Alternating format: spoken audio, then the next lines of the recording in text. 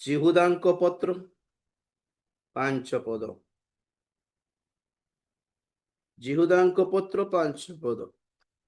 यद्यपि तुम्हेମାନେ समस्त विषय संपूर्ण रूपे जानिअछ तथापि मु तुम्भମାନଙ୍କୁ स्मरण कराइबाकू इच्छा करे जे प्रभु मिश्र देशर लोक मान को उद्धार कले आउ जो माने विश्वास कले नाही परे से मानकु विनाश कले। मिश्र बाहरी की मध्य विनष्ट हेले पुणी देख मेष शावकों रक्त द्वारा बाहरी पारले लोहित सागर करिकी बाहरी पारले। तो मेष शावक रक्त आ लोहित सागर क्या बुझाए? बाप्तिस्म को बुझाए। विश्वास आ बाप्तिस्म को बुझाए।